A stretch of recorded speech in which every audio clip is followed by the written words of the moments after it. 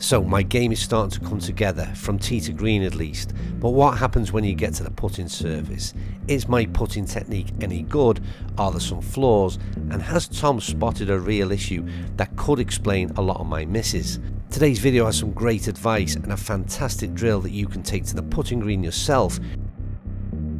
This series has been brought to you by Prime Putt. Right, welcome back to the channel. There's not long to go. Mount Juliet is getting close. Tom, we've done a great job so far. I've got lots of information and bits and pieces to practice on. We're on the sort of final episode for your input, and that is the scoring part, I suppose. Getting the putting. The ball in the hole. Yeah. Yes. I want you to, same as we've done, have a look, assess where I'm at, and point me in the right direction. Where do you think you're at with it? Again, I'm gonna go out and say I quite like my putting. Good. Yeah, I'm quite confident. Good. Yeah. Yeah, well, that's good. You've got to be confident. There's only one person that wins the event each week, 130 odd tee up and 129 lose. The one who wins it is the one who puts the best. Yeah. Well, I still feel like, although I'm confident, I still want kind of reassurance is what I'm doing. I just want to make sure there's some consistency as well in things that I've got in setup wise and all that. Consistency is the key. There's always room for improvement, but you've got to at least think that what you're doing is going to work. Right. Well, I'll tick one box anyway. Good. Well done. I see you've set me up with a nice little easy one to start with. Is it an easy one? That's the key. So let's start with if this is us on the golf course and we've hit it here, and this is a birdie putt. Yeah. How are you going to? What's your routine? How are you going to go about holing this putt, Andy? Okay. So. For me, quite methodical in terms of have a look at the back. Yeah. Or the back, I have a look in front of the ball. Yeah. So that would be my kind of first sort of starting point, getting that line. Getting the line. So you're talking about where you're going to aim it first? Where I'm going to aim it. Trying to get a lie of the land. Yes. The immediate sort of suggestion here when you have a look at it, and playing here before, there's quite a bit coming off the right to left. Absolutely. And then obviously it's assessing that kind of the pace elements as well. Yeah. So all those kind of things that you'd perhaps so you've sort consider. of surveyed the putt. Yeah. Okay, so assume you've done that. Yep. Where are you going to start this ball now? Well, let's have a little bit of a look at that. Let's backtrack slightly. What's your goal here? Yeah. What is your goal from? What would it be, about 18, 20 feet? From that kind of distance and knowing or imagining what this putt is going to be like in terms of that fall, I'd be happy with 2 from here. You know, that's kind of like I want to be in the kind of I want to be in that 2 foot. In the bucket, in the bin lid. I want to be walking up to that and just tapping it in. So do you remember that bunker lesson we had a couple of days ago? Yes. And you weren't trying to hole it? Yeah. I said, well, you're trying to miss it because it's only you either trying to hole it or you're not trying to hole it. Yeah. Why aren't you trying to hole it? Same mentality. Yeah, absolutely. I know what you mean. In the back of your mind, the chance statistically of holing it is probably slim. But if you're trying to hole it, or if you're not trying to hole it, you're trying to miss. Why would you ever try and miss? Yeah, no, I get that. And maybe even concentrating on rather than the smaller bit, you're concentrating on a bigger bit. We'll talk about that sort of focus zone as we get a bit closer. But yeah, you're always, for me, when you're hitting a golf ball, you're always trying to hole it. That's a different mentality, like I said. So where is your start line? Have you used your ball to line up there, have you? I'm at the moment, I'm going to move it a little bit, but I'm aiming at the tripod. Okay. That's where I'm seeing. Okay. I haven't gone to the other side of the hole, but effectively that's kind of from here. If that ball were to miss, how far past is it going on that aim? Are you trying to get it just past, 3 feet past? I'm looking at this is going to, if it misses, it's missing on the low, it's going to end up on the low side. So what sort of speed so what we're talking about here is you've given yourself an aim point. That's got to be based on a distance past the hole. Yeah. Okay, so let's just say you never thought about that. Yeah. What could what would you guarantee yourself pretty much that you're going to tap in from? 2 feet? Yeah. Okay, so let's just assume that for you, that every break you're going to sort of apply onto a putt is going to assume it's going to go 2 foot past should it miss. Okay. So you're happy with that tripod? Yeah. So what's the next thing you're going to do then? I mean, it's literally a case of, a line. I would try and align. I don't know whether I'm a little bit still low, but I would be literally, I concentrate on the line as opposed to the hole at this point. So my focus is on kind of putting down the line of the your start line. Your start line. So you're good. Your start line is going at your aim point, which is probably on that tripod, probably about four, maybe 6 cups high of the hole. Yeah. Don't disagree with that on this slope. Okay, good. So concentrating on the where you want that ball to take off, that start line is crucial.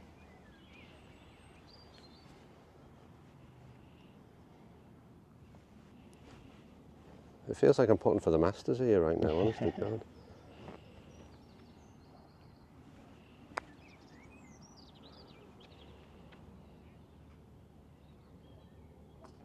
It's a great putt. Yeah, I'd be really happy with it. The break got me at the end, and I mean, I didn't read that it would fall away quite so severely. And that is what I tend to find. If I've given sort of 100 putting lessons, 95 people underread them. Yeah. That was myself included when I went for a lesson down at the Phil Kenyon Academy. I was massively underreading putts. Yeah. I'm driving down the bypass thinking I can't putt. Turns out I can putt. Yeah. I just can't read the green very well. Okay, so I said I wasn't sort of unhappy with your aim line. It wasn't a bad effort. Some people I've given a lesson to here would give that 2 cups high. Yeah. And they'd end up down there in the bunker. Okay. One of the best ways is, you know, putting is a science in as much as the sort of you know, the way the ball comes off the face, the degrees of open and closed face, and the swing paths. But it's a game within a game as far as mental. Yeah. Okay. So if you've got someone who's never played golf before, and you say, "There, I'll get that ball in that hole with this putter," they won't think about it. They'll do it. Yeah. Someone like you and me that's played golf, Yeah. and they understand the consequence of missing it. Yeah. They apply a lot Yeah. more science to it and a Yeah. lot more potential panic in their head. Yeah. But as a sort of quick overview, if you're going to go and play golf this afternoon, how am I going to read the green better? Yeah. Think about it like this. If we were to sort of say to you, hit that ball at dead weight in a straight line to that hole. Yeah. Okay? And given what you can see and feel Yeah. with your feet and your Yeah. eyes in the slope, how far under the hole do you think it's going to finish? Okay. That's a really good way. So, I mean, we've hit a putt now, so it's easier to gauge. But do that for me Yeah, now. yeah. Stand behind that. If you were going to hit it dead weight, we're probably not going to hit it, but let's just say you were. Yeah. In a straight line, Yeah. where do you think it would finish if it missed the hole?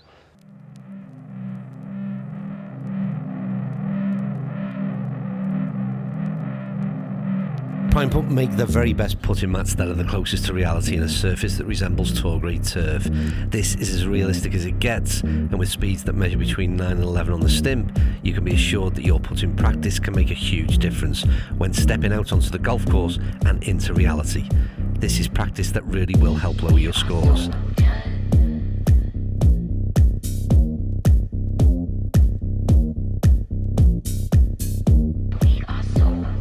Thank you to Prime Putt for their support on this journey. Please find out more on the link in the description. I'm going to say it's probably going to finish about 7 or 8 foot low. Yeah. If I hit it in a straight line. Yeah. And that means that I need to start it 7 or 8 foot high. Yeah.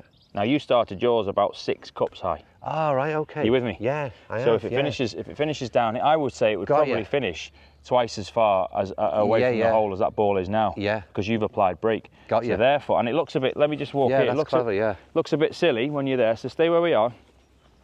I would say it would probably finish around about here. Yeah. Okay. So what I've got to do is I've got to put that amount of brake. Yeah, that's really good, yeah. And how often? Where are we, Andy? About here? Yeah. Yeah. How often, you take your address now, are you going to be aiming? See, versus your tripod, it's Yeah. giving it and probably another 2 foot. again on Yeah. top of it. So how often are you going to aim it there realistically and around the, you're not? No. Try it.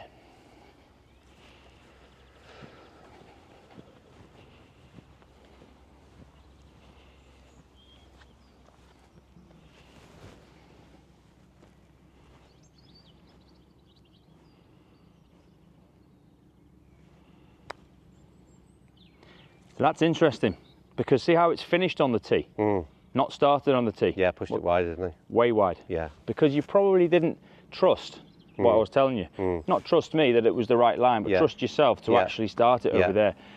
And we haven't actually talked about your misses yet, whether they're left or right or Yeah, short yeah. or long, but you definitely shoved that Yes, I did, yeah. out to the right. Yeah. Go again. Yep, love to. Now, I'm not saying that's an absolute read, by the way. I could get a spirit level Yeah, on it, and yeah. but it's somewhere closer to my tee peg than it was your tripod.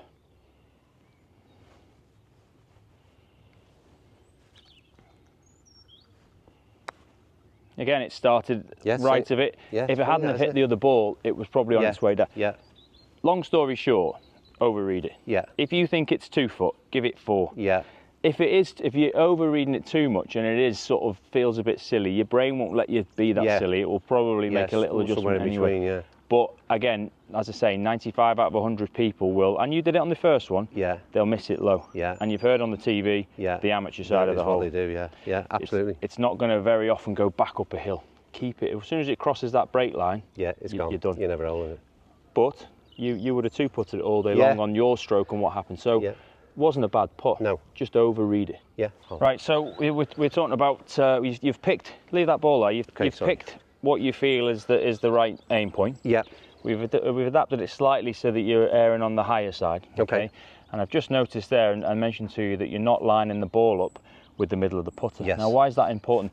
If you put that putter on a robotic test and you let it swing and you line the ball up out in the middle, it's going to go X far. And if you then move the putter so that the ball hits the toe or the heel and give it the same amount of swing, it's not going to go as far. So what we're looking for is controlling the distance. So if you're not finding the middle of the putter consistently, you could put 2 of the same length strokes on hole 1 and 2 and think, hang on a minute. Variables. Massive variables, okay? If don't get me wrong, you could have a stroke in there that actually starts off at one part of the face and then by the time you come to strike it hits the middle. But there's variables involved in that as well, okay? Now, the reason why the line is on the putter is so that hopefully you line it up, okay? So lining it up, this little grid and gate we've set up here is going to help you out with that, because if you make those tee pegs just as wide, just a little bit wider than your putter head, it's going to be very difficult to not line up out in the middle. Okay. I would suggest there for you, Andy, that probably looks a little bit heely to you, because you're used to moving it the other way out the toe, aren't you? Yeah. Okay, so the question was, how do you know you're starting the ball on line or not? So if you just step off that putt a second, are you reasonably happy that if that first ball hits the second ball, it's in line with that tee peg? If you hit one into the other, okay, good. So you're happy with that. Now what I'm going to do, because obviously you can't hit it through the ball, I'm going to swap this ball out for a gate. And this gate is going to do 2 things. It's going to, 1, test your aim point, and 2, see whether you can keep the face square. So that gate is just bigger than that golf ball. Yeah. So from where you're stood, you're still happy that that gate is in line. Yeah? Yeah. Has to be, because we haven't moved it. Yeah. Take your address. Bear in mind we're aiming at the tee peg, not the hole. Now, the question is, do you still believe that that gate is in the right position relative to where you want to start the ball, or does it appear to be left or right of your tee peg?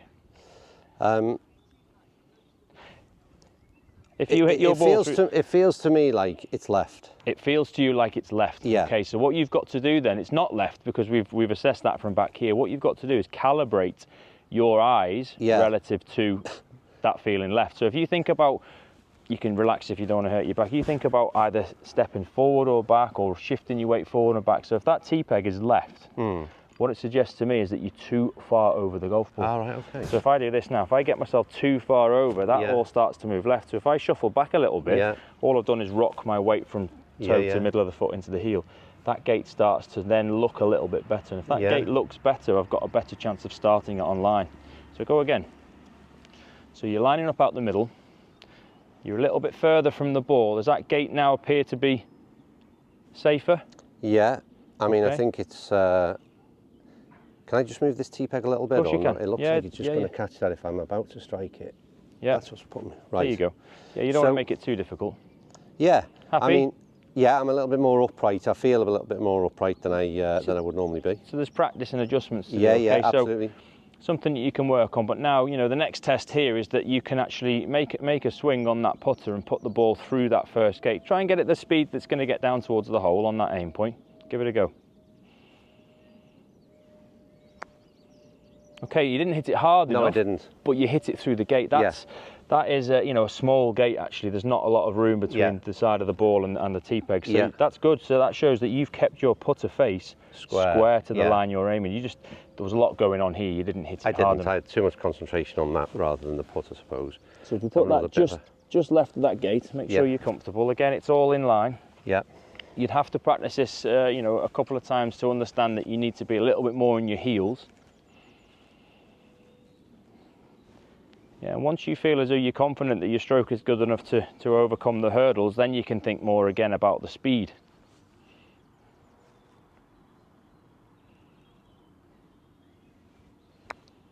Okay, so you bruised the left tee peg. Yeah. And that would be something that you would do as a consistent practice. And if you kept hitting the tee peg on the left, you'd work on maybe not rotating the face as much through the ball. Yeah. And vice versa, if you kept shoving it into the one on the right, you'd allow it Tiger Woods-esque to sort of toe over the heel release. Okay. You only tickled that tee. And again, it wasn't quite firm enough. No. There could have been a little bit of going left because you feel as though the aim's a little bit high. Changing in the eyesight for me, Let's go one more. I mean, you wouldn't hit thousands of putts from the same place because you'd become used to it. You get used to it, But this is just a drill for you to go. I think the interesting bit for me in this, and it's only whatever it is, 2 foot away, it's just that concentration on trying to keep the club face square as well through the actual stroke, which has been really good. Yeah, good. This is a good, if you see somebody at a pro-am or I see someone at a tournament and they've got T-pegs and things down on the putting green, they're working on, they're not just hitting random putts at a hole. A little bit firmer. Good putt. First one actually, it was a little bit too strong, but first one stayed on the high side of the hole. So, a bit of an overview there of how to overread a green, using that where would it fall if it was a straight line type of idea. And just assessing your own start line, assessing your own body position and eye position relative to the ball, and whether you can or can't actually start that ball where you want to start it. I think this little drill here, would this work on, so if I was putting to sort of a 6 or 8 foot flag, yes, it would. Just trying to hold straight putts effectively, which Absolutely, I think again is quite difficult.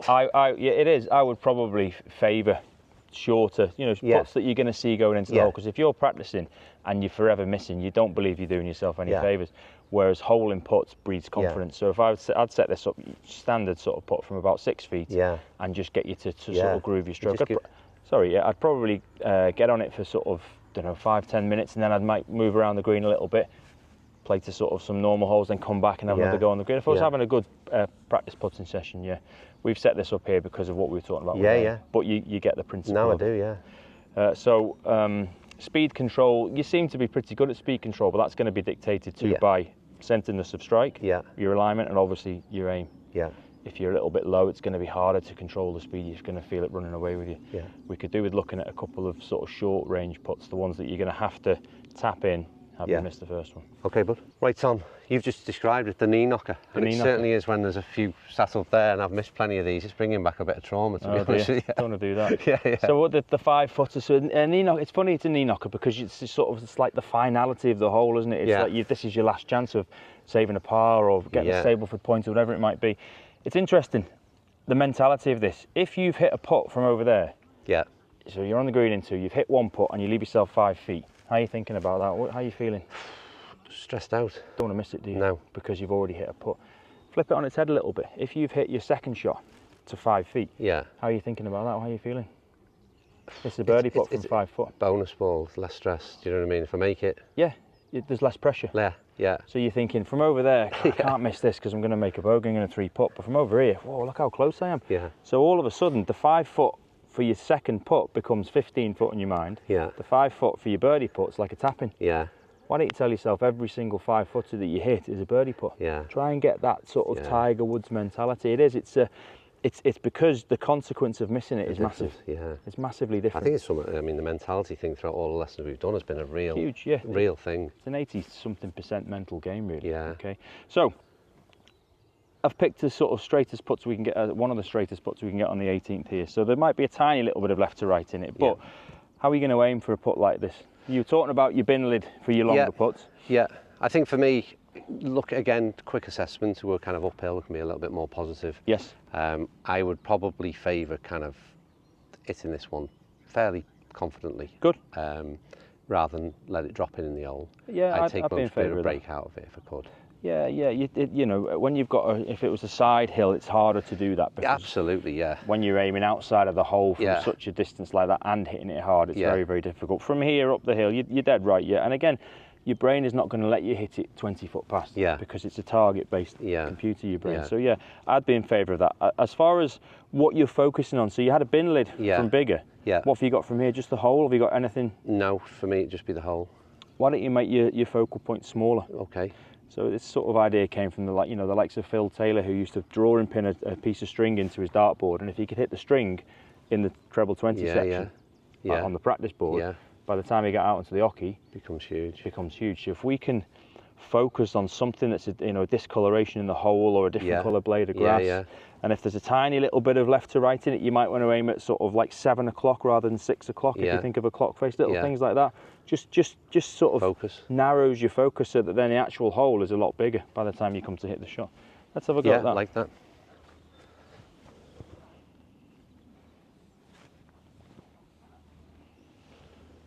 And notice you're using your line again. I like the line. I think it gives you an idea of where you're aiming. So just factor in your need to probably sit in your heels a little bit more, Andy. Yeah, which I forgot already. Yeah, you will do, because you're not used to that. And also you haven't got that other T-peg on your heel now, but just remember you were a little bit toey with your alignment. There you go.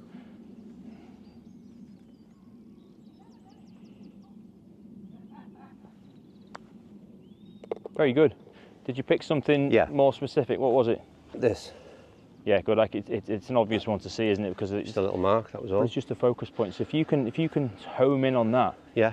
The fact it was right at the back of the cup. Never do that in a month of Sundays. I would never do that. No, but you've never been taught to, or it's not, because you're just thinking of the hole in general. But obviously there's you can narrow it down. It's much more difficult from over there. Yeah, absolutely. But from here. But I mean, I think, do you know what? It's funny because it's sort of. Yeah, it visually in the head, it took out the left side of the cup. I know the cup's only small, but it took out the left and the right side of the cup. And the only thing I could see was my head was the back of it. Yeah, the back of it. Yeah. And that little tiny dot. And I'm glad that you picked the focal point at the back rather than the front, because then it's going to sort of encourage you to hit that ball a little bit harder. Yeah. No, you're right. Yeah, the hole is only 4 inches or whatever it might be, but it's twice the size of the ball still. Yeah. But you're going to make something smaller than the ball, because if you can hit your small target, the hole's long since gathered the ball up. You with me? I think I'd really like to kind of, my big takeaway from this as well is I'd love to practice that kind of gate drill you called it from there. Yeah. And just keep that, I think again, keeping that square face, changing that ball position for me. Standing up a bit, or on the heels rather. Yeah. I think it's a... and again, like I said before, if you just keep holing putts, that'd be the best thing you could do. If I'm serving out the pro shop on a Saturday and watching people warming up, it's interesting what you see. Generally it's 3 balls. You've got to have 3 balls on the putting green for some reason. Throw them down, 15 foot, missed it 3 times, and then 20 foot, and off they go. So they've actually gone on the first tee and they've just practiced missing putts. Yeah. Tiger Woods, he'd have probably two putts the length of the green one way, 2 putts the length of the green the other way, just to gauge the speed of it. You'll have to go and do that when you get to Mount Juliet, because you've not played there. And then he'd probably, he's got a bit more time than you, he'd probably hole 50 to 100 2 or 3 footers. Yeah. Because he gets onto the first green, he's already holed 200 putts. Holding putts. Yeah. Whereas everybody else is missing them. So, and setting up your little drill will give you an idea of how square you're keeping the face, how well you're keeping your start line. And actually what it feels like to just sort of slightly alter your setup. And even kind of taking that visual, I think it's an easy thing to visualise when you're over the putt, is those sort of two T-pegs either side, and it's a very easy one to take onto the course and like I said, get into the head. I think visualisation, what it does, it detracts from any negativity that you might have in there about missing a putt. Takes the focus off the putt in a way. Absolutely right, Tiger, I mentioned Tiger a lot because he's as good as he gets, obviously, but he was very good at the visualisation. He actually says he can see the line on the, if you play early morning, you get like a dewy one, he can see those lines and that type of stuff. The amount of mental strength to do that, and then the confidence he must have had to hold his putt is massive. But you shouldn't be. You've already told me you're confident. You should be more than confident with how you stroke it. Notice we've not actually gone into the mechanics of your stroke, because yes, you can have in-depth putting lessons and what have you, but at the end of the day, it's a game within a game. And if you had to stand on your head and knock a putt in, you do it, because it's just about getting the ball in the hole, and you don't actually need it. What you did need, again, like myself, was a little bit of green reading and a little bit of something to focus on as far as actually how you're aligning yourself and whether you're starting it online. Absolutely love that. Tom, you've been a massive help. All I've got to do now is, again, get a bit of practice in. And hopefully that is me finally tuned. We're going to come back in a week or two's time, hopefully play a few holes, maybe yourself and Lewis, and just do that final kind of bit of an assessment and see how I fared. Have I put a few hours of practice in? Thanks to Tom. Thanks to Heswell Golf Club. It's looking fine here this morning, and like I said, I'll do a few hours more practice. I'll see you still in 2 days' time for the next step in my pursuit to play some decent golf at Mount Juliet.